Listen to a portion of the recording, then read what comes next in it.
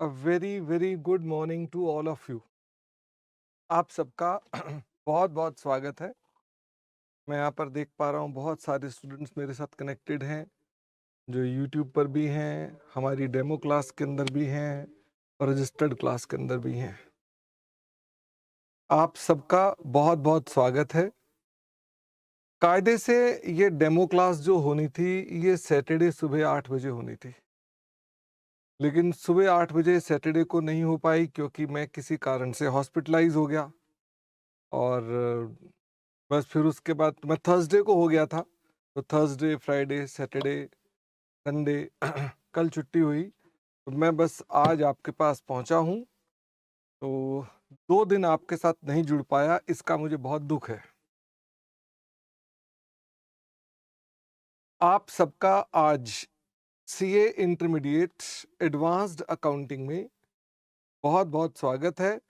और आप इंटरमीडिएट में आ गए फाउंडेशन से, इसकी मुझे बहुत खुशी है और आपको मैं इस खुशी के लिए बधाई देना चाहता हूं कि आपने इतने एफर्ट्स किए कि आप इंटरमीडिएट लेवल पर आ गए। अब थोड़े से और ज्यादा एफर्ट करने हैं और आप फाइनल लेवल पर आओगे। फिर और एफर्ट करने हैं और सीए हो जाएंगे, और फिर अपनी यात्रा वहां करना जिसके लिए आपने ड्रीम लिया हुआ है कि प्रैक्टिस करनी है, जॉब में जाना है, कुछ और काम करना है, जो भी आपने काम करना हो वो करना। तो आप अपने उस रास्ते में, उस दिशा में चलते हुए एक पड़ाव पार कर गए फाउंडेशन का। इसके लिए मेरी तरफ से आपको हार्दिक बधाई, शुभकामनाएं। आपके माता पिता को भी हार्दिक शुभकामनाएं।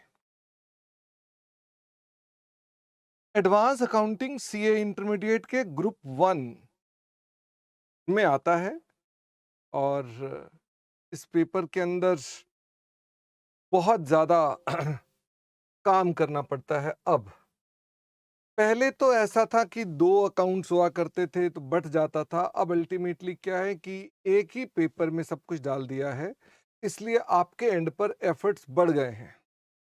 तो आपको ध्यान रखना है कि ये एक ऐसा पेपर है जो आपका रैंक दिलाएगा।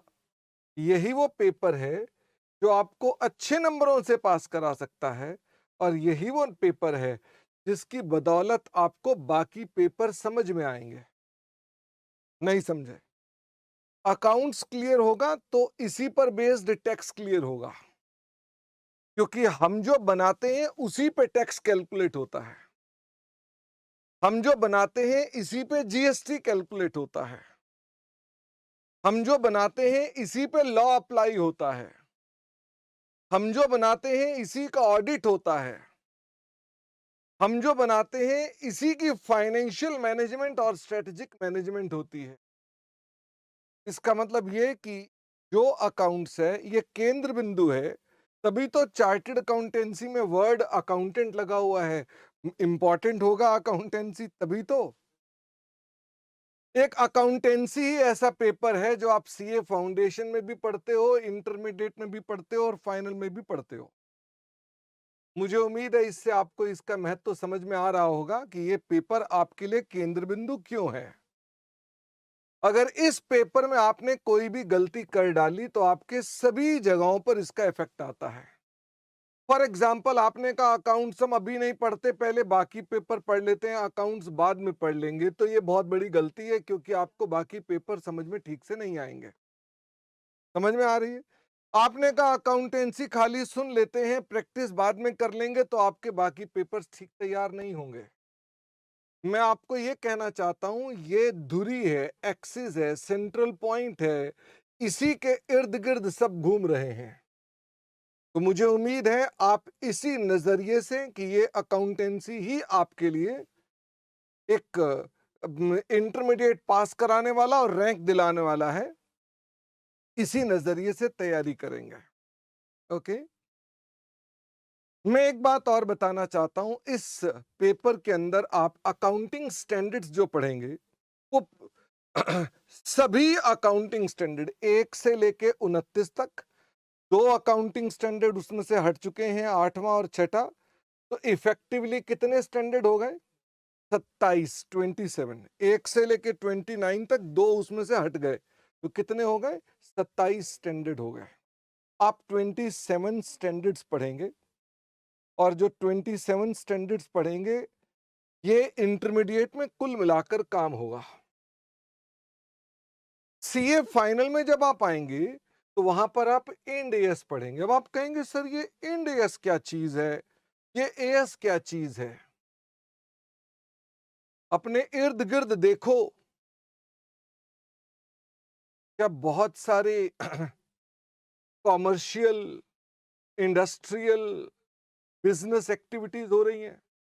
अपने इर्द गिर्द देखो, बहुत सारी कॉमर्शियल, इंडस्ट्रियल, बिजनेस एक्टिविटीज हो रही हैं। हाँ, मेरे को ही देख लो सबसे पहले, क्योंकि मैं आपको पढ़ा रहा हूं तो क्या ये कमर्शियल एक्टिविटी नहीं है? ये कमर्शियल एक्टिविटी। आप इंटरनेट से क्लास देख रहे हैं, इंटरनेट को भी देख लें, वो भी कमर्शियल एक्टिविटी है, बिजनेस एक्टिविटी चल रही है। जिस कंपनी के लैपटॉप में आप देख रहे हैं वो भी कोई इंडस्ट्रियल एक्टिविटीज हो रही है। तो देयरफॉर आप बिजनेसेस से घिरे हुए हैं। हाँ, कुछ हो सकता है ऐसी भी एक्टिविटीज हो जो कमर्शियल, इंडस्ट्रियल और बिजनेस नहीं है, जैसे कि हो सकता है कोई मंदिर में कथा चल रही हो। ठीक है, हम मंदिर में चलने वाली कथा की बात नहीं कर रहे। जो भी कॉमर्शियल, इंडस्ट्रियल और बिजनेस एक्टिविटीज हो रही हैं, उन सब में या तो क्या अप्लाई हो रहे हैं अकाउंटिंग स्टैंडर्ड्स, या क्या अप्लाई हो रहे हैं इंडियन अकाउंटिंग स्टैंडर्ड्स है। इंडियन अकाउंटिंग स्टैंडर्ड, तो अकाउंटिंग स्टैंडर्ड और इंडियन अकाउंटिंग स्टैंडर्ड में क्या फर्क है? क्या दोनों भारतीय नहीं है? हाँ, दोनों ही भारतीय हैं। एक के नाम के आगे भारतीय लिखा है, दूसरा इंप्लाइड है कि हाँ लिखा नहीं है पर है तो भारतीय ये भी। हम अकाउंटिंग स्टैंडर्ड्स वर्ड जब बोलते हैं तो अकाउंटिंग स्टैंडर्ड को शॉर्ट में एएस बुलाते हैं, और जब इंडियन अकाउंटिंग स्टैंडर्ड्स को बोलते हैं तो शॉर्ट में इंड एएस बुलाते हैं। अब ये इंड एएस कैसे आए, कैसे नहीं आए, इसकी चर्चा हमारी अलग चैप्टर में होगी। इंड एएस सीए फाइनल में पढ़ोगे आप। मेरी चर्चा इंड एएस पर भी होगी और एएस पर भी होगी, अलग जगह पर होगी। ओके, इसका मतलब अभी टेम्परेरीली हम बात कर रहे हैं।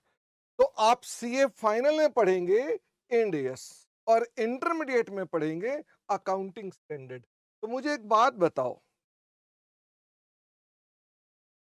जब एक चार्टेड अकाउंटेंट बन करके तैयार होता है तो उसे अकाउंटिंग स्टैंडर्ड्स की नॉलेज कितनी होगी? फाइनल में तो अकाउंटिंग स्टैंडर्ड पढ़ाए नहीं जाते। इसका मतलब जितना आप इंटरमीडिएट में पढ़ेंगे इतनी ही नॉलेज एक चार्टेड अकाउंटेंट को होती है। क्या आपको मेरी बात समझ में आ रही है? तो आपको अपना लेवल अकाउंटिंग स्टैंडर्ड में किस लेवल तक का लाना है, फटाफट से बताओ। आपको अपना नॉलेज का लेवल किस लेवल तक लाना है? चार्टेड अकाउंटेंट के लेवल। इसका मतलब अकाउंटिंग स्टैंडर्ड को सुनना भी है, समझना भी है और अप्लाई भी करना है। इंपॉर्टेंट बात है, अप्लाई भी करना है। जब आप उसको अप्लाई करना सीखेंगे तो आप चार्टेड अकाउंटेंट बनेंगे। और हमारे इंटरमीडिएट में प्रमुखता से अकाउंटिंग स्टैंडर्ड्स हैं 1 से लेकर 29 तक, प्लस कुछ चैप्टर्स और भी हैं। इंटरनल रिकंस्ट्रक्शन है, ब्रांच है, बायबैक है। ये कोई लॉ से आ रहा है, कोई कहीं और से आ रहा है। ये नहीं, 2-3 चैप्टर हमारे पास अदर देन अकाउंटिंग स्टैंडर्ड भी हैं। हम आपकी क्लासेस के अंदर ये सभी अकाउंटिंग स्टैंडर्ड्स और सभी आपके जो टॉपिक्स हैं वो सभी टॉपिक्स इस कोर्स में कवर कराए जाएंगे। आपको इसके अंदर जो किताबें दी गई हैं मैंने उसका एक वीडियो बना रखा है। फिर भी आपकी शॉर्ट समरी के लिए कुछ इस तरह की किताबें हैं। एक रजिस्टर है जिसके अंदर आप लिखेंगे, ये एग्जामिनेशन साइज रजिस्टर है, यानी एग्जाम की कॉपीज इस साइज की आती हैं, इसके अंदर आपने काम करना है।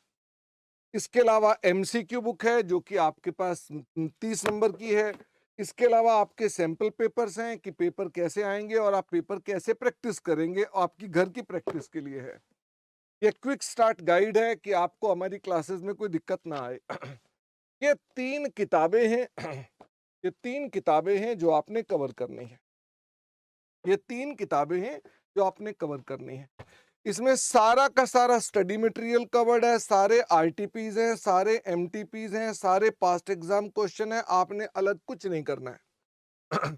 इसी में से मैं आपके पास आज जो टॉपिक स्टार्ट करने वाला हूं वो अकाउंटिंग स्टैंडर्ड 7 है। एक और किताब है which is hand written notes, कि आपको क्लास में कम लिखना पड़े, तो ये हमने अपने पास एक कलर्ड बुक दे रखी है जिसके अंदर हमने आपके सारे नोट्स जो हैं कॉन्सेप्ट्स के लिखवा रखे हैं। तो मैं आज आपके साथ जो टॉपिक स्टार्ट करने जा रहा हूं उसका नाम है अकाउंटिंग स्टैंडर्ड 7, और हम आज आपके साथ इस टॉपिक की चर्चा करेंगे। ओके। हाँ शुभम, बुक्स हमारे एंड से डिस्पैच हो चुकी हैं। प्रोबेबली अगर आपने आजकल में एडमिशन कराया तो आजकल में डिस्पैच हुई हैं, और अगर आपने एक दो दिन पहले कराया तो रास्ते में होंगी, आपके पास पहुंचने वाली होंगी। ठीक है।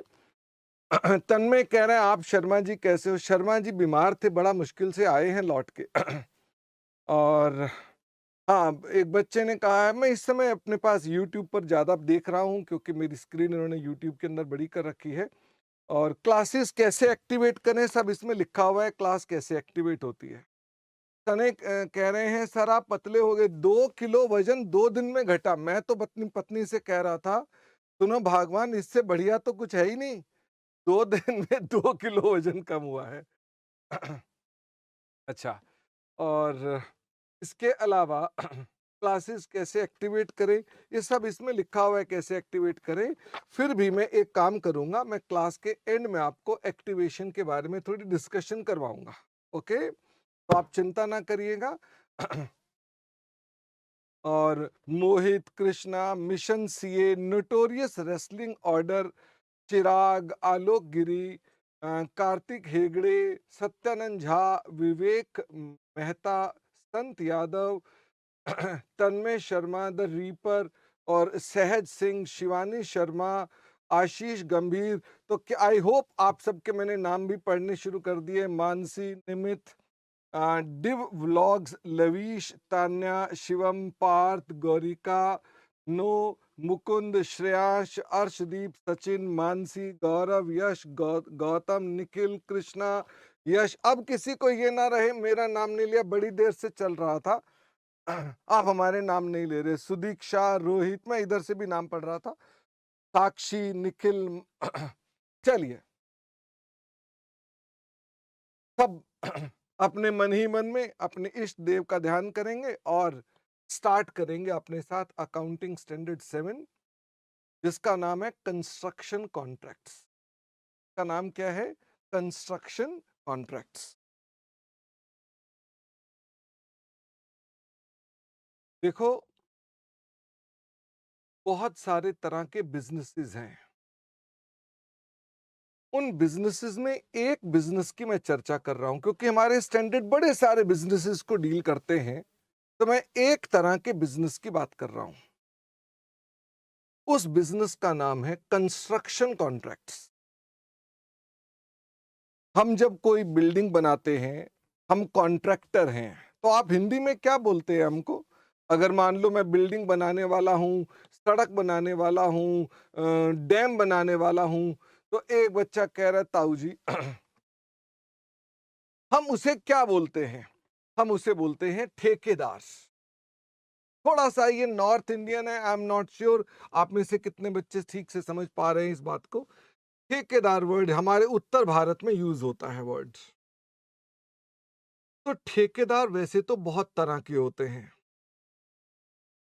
हम उसमें से कोई पर्टिकुलर कॉन्ट्रैक्ट्स के बारे में ही बात करेंगे कि उन कॉन्ट्रैक्ट्स के अंदर कैसे इनकम को, प्रॉफिट को, लॉस को, प्रोविजंस को बनाया जाता है, कैसे रिपोर्ट किया जाता है, क्या कंपनीज की या जो नॉन कंपनीज हैं उनकी रिपोर्टिंग रिक्वायरमेंट्स हैं, और इस स्टैंडर्ड के ऊपर जो क्वेश्चंस होंगे वो भी डिस्कस करेंगे। क्या बात समझ में आती है?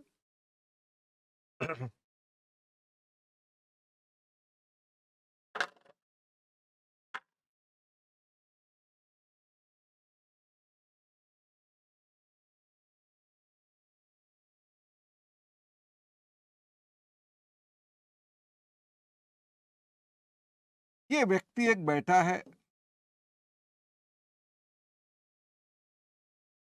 और ये इससे बात कर रहा है। ये दोनों आपस में बात कर रहे हैं।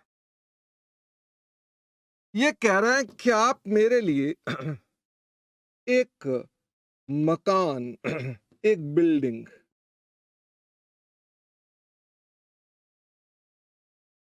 कंस्ट्रक्ट कर देंगे।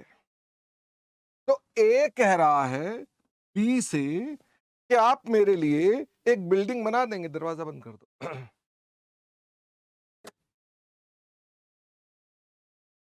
वो कह रहे जी क्या आप बिल्डिंग बना देंगे। तो ए बी से बिल्डिंग बनवाने की बात करता है। दोनों ने कहा हाँ हाँ मैं बिल्डिंग बनवाना चाहता हूं, उसने कहा मैं बना भी दूंगा। और क्या क्या बातें तय करेंगे, फटाफट से बताओ। और क्या क्या बातें तय करेंगे। ए बिल्डिंग बनवाना चाहता है, बी बना लेगा। और क्या क्या बातें तय करेंगे। बिल्कुल आशीष ने तो झट से बोल दिया, कह रहे जी दूसरी सबसे इंपॉर्टेंट बात तय करेंगे, पैसा कितना लगेगा। इसे बनाने के लिए पैसा कितना लगेगा। और क्या क्या बात करेंगे। बातें तो बहुत सारी करेंगे, एक और बात भी करेंगे, वो क्या होगी, टाइम कितना लगेगा, कितनी देर में बना करके आप इसे तैयार कर देंगे। ओके। मैंने आपसे कहा कि मान लो ये 10 लाख की बिल्डिंग बनेगी और 3 साल में बनेगी। तो क्या वैसे इसके अंदर ये पूरा बताया जाएगा बिल्डिंग में क्या क्या होगा, क्या क्या नहीं होगा। पूरा कुछ पहले लिखा होगा, 10 लाख की बिल्डिंग में क्या क्या होगा और कैसे कैसे होगा, सब लिखा होगा। ये एक कॉन्ट्रैक्ट है जिसे बोलते हैं स्पेसिफिकली नेगोशिएटेड। स्पेसिफिकली मतलब यानी उसी की बात कर रहे हैं, किसी और की नहीं। नेगोशिएट का मतलब क्या है, आपस में उनकी बात तय हुई है, उनकी आपस में बात तय हुई है। अच्छा मुझे ये बताओ, ये है डीएलएफ जिसने बड़े सारी बिल्डिंग्स बना रखी हैं, बड़े सारी बिल्डिंग्स बना रखी हैं। और ये हूं मैं, और मैं इसमें से एक फ्लोर खरीदना चाहता हूं जो ऑलरेडी बना हुआ है। मैं एक फ्लोर खरीदना चाहता हूं जो कि ऑलरेडी डीएलएफ बना चुकी है या बना रही है, उसमें कोई दिक्कत नहीं है। आप इसे ये भी कह सकते हो ये अंडर कंस्ट्रक्शन है, उसे आप ये भी कह सकते हो ये कंस्ट्रक्टेड है। इवन अभी हो सकता है जीरो कंस्ट्रक्शन भी हुई हो। मैं ये एक फ्लैट खरीदना चाहता हूं। क्या ये स्पेसिफिकली नेगोशिएट हो रहा है। ये स्पेसिफिकली नेगोशिएट हो रहा है, लेकिन ये सेल परचेज के लिए हो रहा है, ये फॉर कंस्ट्रक्शन नहीं है। तो इसके आगे वर्ड इंपॉर्टेंट है, फॉर कंस्ट्रक्शन। यानी हमने नेगोशिएट किया फॉर कंस्ट्रक्शन, ये भी स्पेसिफिकली नेगोशिएटेड है, लेकिन ये फॉर कंस्ट्रक्शन नहीं है। क्या आपको मालूम है जब आप कोई फ्लोर खरीदते हैं, क्या आप उसके अंदर कुछ चेंजेस करेंगे। आप बोलेंगे नहीं भाई साहब ऐसा करो, इसका एरिया बढ़ा दो या इसका एरिया घटा दो, या इसके अंदर ऐसा करो, इसके 2 फ्लोर और ऊपर कर दो। ऐसा कर सकते हैं नहीं। इसका मतलब मेरा अकाउंटिंग स्टैंडर्ड 7 जो है वो इस पर अप्लाई नहीं होता, इस पर अप्लाई होता है। एएस 7 किस पर अप्लाई होता है, जो स्पेसिफिकली नेगोशिएटेड कॉन्ट्रैक्ट्स होते हैं फॉर कंस्ट्रक्शन, यानी जो कंस्ट्रक्शन के लिए स्पेसिफिकली नेगोशिएटेड हैं। मुझे ध्यान से बताइए क्या आप इस वर्ड को समझ पा रहे हैं। यानी कि कॉन्ट्रैक्ट नेगोशिएट किसके लिए होना चाहिए, फॉर कंस्ट्रक्शन। अगर मान लीजिए कॉन्ट्रैक्ट कंस्ट्रक्शन के लिए नहीं है, किसी और चीज के लिए नेगोशिएट हो रहा है, भाई साहब आप उन्हें कह रहे हैं कि ऐसा कर लो ना मेरे साथ, आप ये वाला फ्लोर मुझे दे देना, तो लेकिन हम नेगोशिएट ये वाले फ्लोर का डिजाइन चेंज नहीं कर सकते, जो ऑलरेडी तय है वही मिलना है, जो एरिया उन्होंने बता दिया वही मिलना है, जो नक्शा उन्होंने बता दिया वही मिलना है। तो आप नेगोशिएट कंस्ट्रक्शन के लिए नहीं कर रहे। क्या आपको मेरी बात समझ में आ रही है। का मतलब ये हो गया कि इस पर एएस 7 अप्लाई नहीं होता। किन पर अप्लाई होता है? उन पर अप्लाई होता है जो स्पेसिफिकली नेगोशिएटेड कॉन्ट्रैक्ट्स होते हैं फॉर कंस्ट्रक्शन। इसमें कौन-कौन से कॉन्ट्रैक्ट्स के एग्जांपल्स आएंगे? अपना दिमाग दौड़ाओ और मुझे भी बताओ। और कौन-कौन से आएंगे? भारत सरकार अयोध्या में एयरपोर्ट बनाना चाहती है। क्या ये स्पेसिफिकली नेगोशिएट होगा या नहीं होगा? फटाफट से बताइए। भारत सरकार अयोध्या के अंदर एयरपोर्ट बनाना चाहती है। क्या ये स्पेसिफिकली नेगोशिएट होगा? The answer is yes. क्योंकि ये कोई बना बनाया तो है नहीं ना, यानी कि इसके लिए स्पेसिफिकली नेगोशिएशन होगा कि एयरपोर्ट का इतना एरिया होना चाहिए, इतनी हाइट होनी चाहिए, इतने एयरक्राफ्ट की पार्किंग बे होने चाहिए। इसका मतलब ये वाले कॉन्ट्रैक्ट में एल एन टी किसने बनाया ये कॉन्ट्रैक्ट? एल एन टी ने। तो एल एन टी इस पर अपना रेवेन्यू कैसे बुक करेगा, हम उसकी बात करेंगे। एक बच्चे ने बात करी राम मंदिर की, तो मैं आपको बता दूं कि हम सिर्फ और सिर्फ क्लास में एग्जाम्पल्स के रूप में राम मंदिर की डिस्कशन करेंगे, नॉट एनी अदरवाइज। क्या सभी जगह पर चर्चा हो रही है राम मंदिर बना अच्छा के बुरा के ये के वो? हम चर्चा कुछ और कर रहे हैं। हम प्रोफेशनल हैं। हम बात कर रहे हैं राम मंदिर किसने बनाया, नाम बताइए। बीजेपी वगैरह के घटिया नाम मत लेना, मैं पॉलिटिकल चर्चाओं में नहीं हूं। मुझे बताओ किसने बनाया? एल एन टी ने बनाया। किसने बनाया? कंपनी का नाम है L N T, Larsen and टॉर्बो। फटाफट से बताओ, क्या इसके अंदर कंस्ट्रक्शन कॉन्ट्रैक्ट है? यस और नो? फटाफट से बताओ, क्या ये कंस्ट्रक्शन कॉन्ट्रैक्ट है? The answer is yes.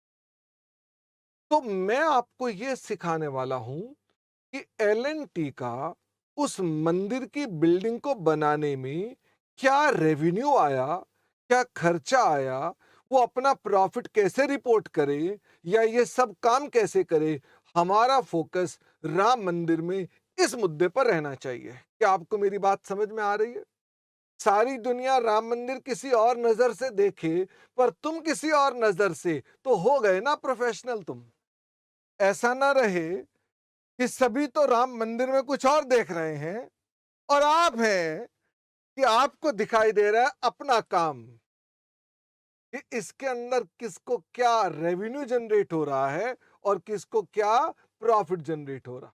आप मेरी बात समझ रहे हैं? क्योंकि आपका कोई लेना देना नहीं है, अदरवाइज आप कोई पॉलिटिकल व्यक्ति नहीं, आपका सिर्फ यही मुद्दा है, वहीं तक अपनी चर्चा करना। शेयर दे दो। मैं आपको ये बताना चाहता हूं, किसी भी कॉन्ट्रैक्ट में दो पार्टीज का होना जरूरी है, ऐसा आप फाउंडेशन में भी पढ़कर आए हैं। यहां पर भी दो पार्टीज हैं। कॉन्ट्रैक्ट है तो भाई दो पार्टीज तो होंगी ही हो। तो एक पार्टी जो कॉन्ट्रैक्ट देती है और दूसरी पार्टी जो कॉन्ट्रैक्ट लेती है।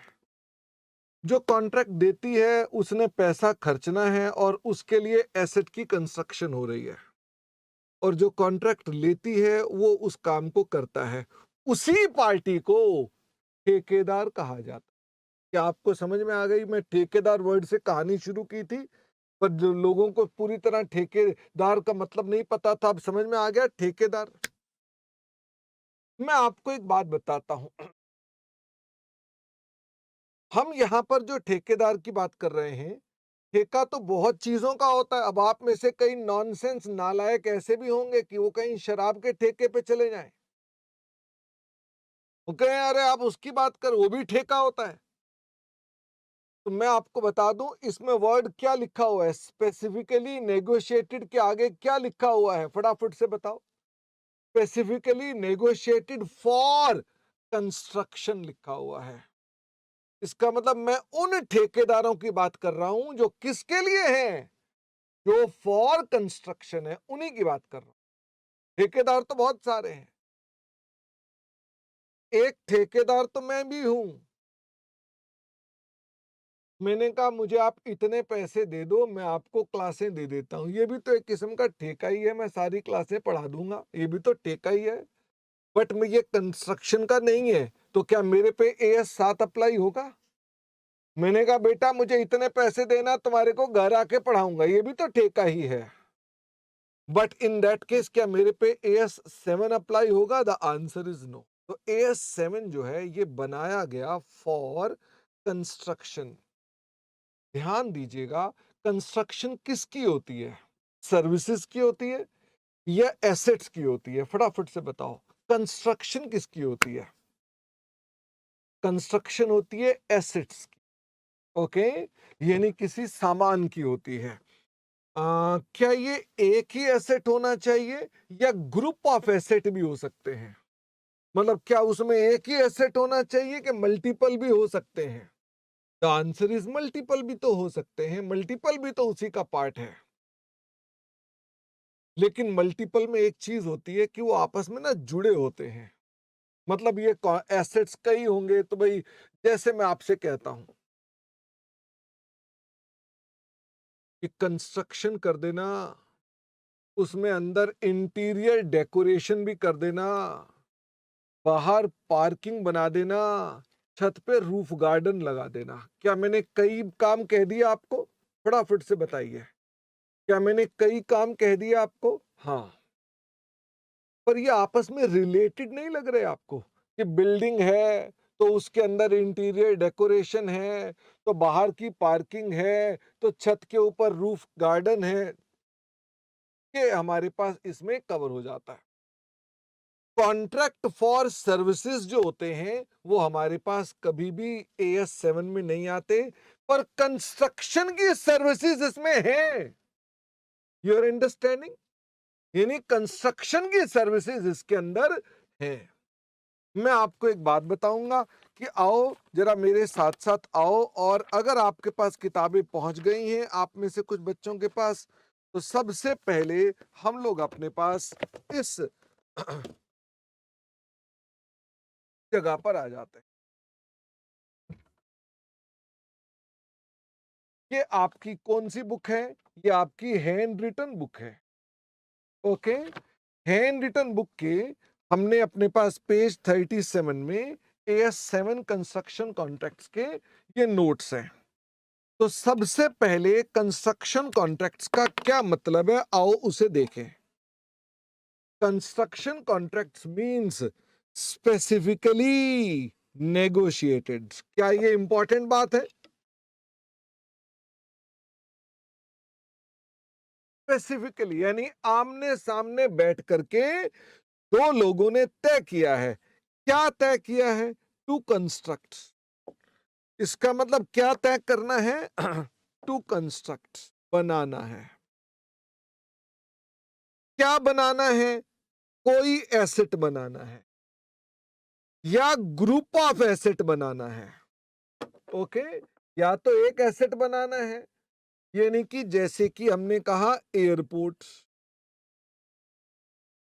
या ग्रुप ऑफ एसेट है, जैसे हमने कहा एयरपोर्ट भी बनाना है, टावर भी बनानी है, पार्किंग का भी बनाना है, वगैरह वगैरह। Which are inter related in terms of design. ये जो ग्रुप होगा ये इंटर रिलेटेड होगा, यानी आपस में जुड़ा हुआ होगा। These include contracts of service related to construction. तो सर्विसेज कौन सी वाली इसमें जुड़ी हुई है? कंस्ट्रक्शन की जुड़ी हुई है। ये आपका अकाउंटिंग स्टैंडर्ड 7 का सबसे पहले कंस्ट्रक्शन कॉन्ट्रैक्ट का मीनिंग दिया हुआ है। क्या आपको मेरी बात समझ में आती है? मुझे फटाफट से बताइए, क्या ये मुश्किल काम है? अगर मैं आपसे पूछूं कंस्ट्रक्शन कॉन्ट्रैक्ट मींस, तो वर्ड याद कौन सा रखा आपने? सिर्फ यही तो रखा ना, स्पेसिफिकली नेगोशिएटेड। बाकी तो आगे चेन में चलते जाओ। Specifically negotiated contract for construction of asset और group of asset which are inter related in terms of design, and these include contract for services related to construction. यानी कंस्ट्रक्शन की services भी इसमें जुड़ी हुई हैं। उदाहरण के तौर पे क्या क्या आ गया?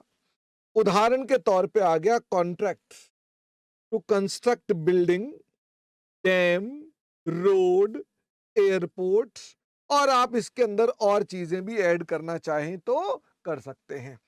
तो सबसे पहले मैंने आपको बताया साहब, अकाउंटिंग स्टैंडर्ड 7 जो है उसका मतलब क्या है। उसका मतलब हमने आपको ये बताया कि उसका मतलब ये है।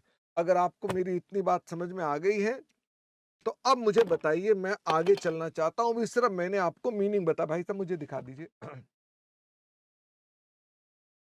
तो हमारे पास, हम इनकी बात करेंगे। अब सब बच्चों से एक रिक्वेस्ट है, कोई ना कोई एक एग्जाम्पल अपने दिमाग में डाल लो। कोई ना कोई एग्जाम्पल अपने मोहल्ले में कोई कंस्ट्रक्शन चल रही है उसका एग्जाम्पल डाल लो।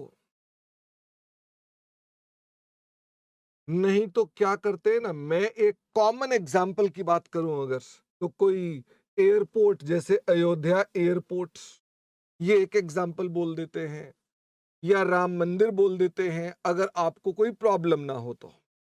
इसका मतलब मेरा पॉइंट ये है, हम एक कॉमन सूत्र के साथ जुड़ जाएं कि आप कुछ और सोच रहे हो और मैं कुछ और ना सोचता रहूं। ठीक है, हम सब कॉमन हो जाएं। तो मैंने कहा let us take one example जो कंस्ट्रक्शन कॉन्ट्रैक्ट का एक एग्जांपल हो, हम उसको लेकर चल पड़ते हैं। ओके। तो हमारे पास सबसे पहला पॉइंट जो आता है वो आता है कंस्ट्रक्शन कॉन्ट्रैक्ट्स के अंदर, कि दो पार्टीज में पहली पार्टी है जो कॉन्ट्रैक्ट देती है और दूसरी पार्टी है जो कॉन्ट्रैक्ट लेती है।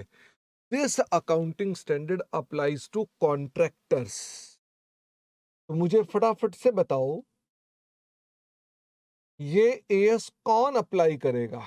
ये एलएनटी अप्लाई करेगी, या वो जो ट्रस्ट है, मैं वो नाम भूल गया उसका, कुछ ट्रस्ट का नाम है जो मंदिर बनवा रहा है, राम क्षेत्र ऐसा कुछ नाम है, क्या ये ट्रस्ट का ऊपर एएस अप्लाई होगा या ये एलएनटी पर अप्लाई होगा?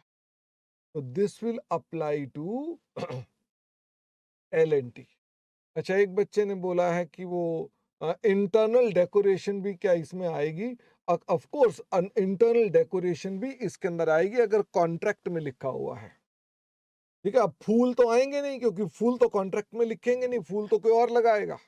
लेकिन अगर उसके अंदर लगने वाली मूर्तियां, ये वो झूमर वूमर वो हैं, वो सब इसमें आएंगे। ओके, चलिए। तो एलएनटी अपना प्रॉफिट कैसे कैलकुलेट करेगा, हम उसके बारे में चर्चा करने वाले हैं कि उसका प्रॉफिट कैसे कैलकुलेट होगा।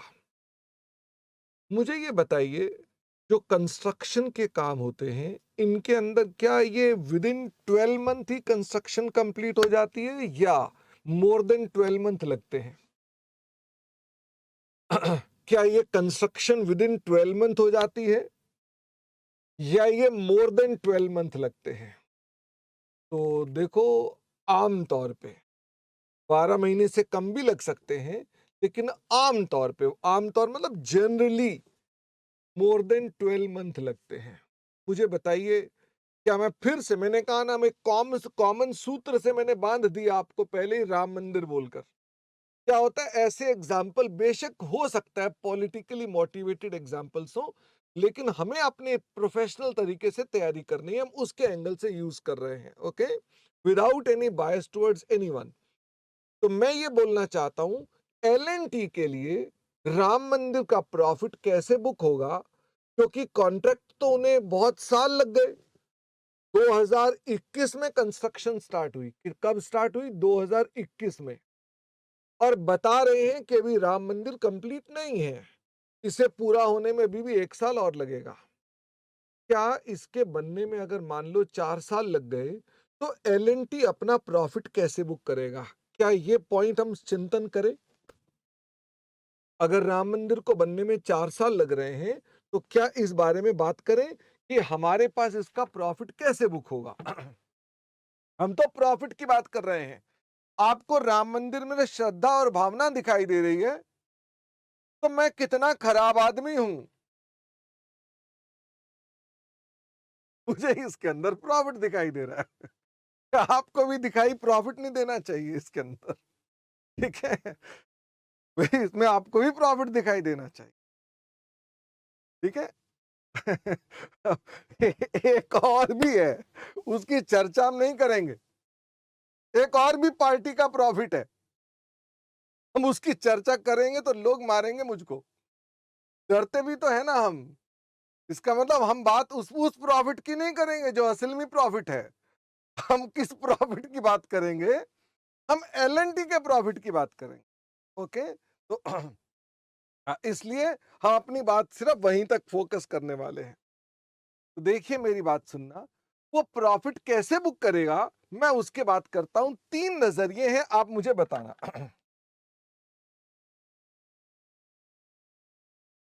मान लो 3 साल लग रहे हैं मंदिर बनाने में। एलएनटी ने सारा का सारा प्रॉफिट फर्स्ट डे ही बुक कर लिया होगा। अच्छा, वैसे तो आप में से कई बच्चों को सुनकर यही बड़ा अजीब लग रहा होगा। क्या एलएनटी प्रॉफिट कमा रहा होगा? कईयों को तो यही लग रहा होगा मंदिर से प्रॉफिट कमा रहा होगा। हाँ, सच्चाई का सामना करो, इमोशन में मत जियो। सबका प्रॉफिट है कहीं ना कहीं। समझ में आ रही है बात? इसलिए कोई भी और झमेले में, और तुम अपनी बात सोचो, तुम्हारा क्या प्रॉफिट है, अपनी बात करो बस, ज्यादा दिमाग मत लगाओ। क्या एलएनटी प्रॉफिट कमा रहा होगा? करोड़ों रुपए कमा रहा होगा। क्या उसने प्रॉफिट पहले ही दिन बुक कर लिया होगा? जिस दिन उसको कॉन्ट्रैक्ट मिला होगा उसने कहा हो गया profit? Do you agree with this कि प्रॉफिट फर्स्ट डे हो जाए? द आंसर इज नो। यू कांट से कि प्रॉफिट फर्स्ट डे हो जाए। Number 2, the profit will occur at the end. जब राम मंदिर बन जाएगा 3 साल बाद, तभी इसका प्रॉफिट फुल बुक होगा। क्या आप इस बात से एग्री करते हैं कि प्रॉफिट जो होना चाहिए वो सबसे आखिरी में होगा जब राम मंदिर बन जाएगा? आप इससे भी एग्री नहीं करते। भाई ये गलत है तो ये भी गलत है। प्रॉफिट कब बुक होना चाहिए?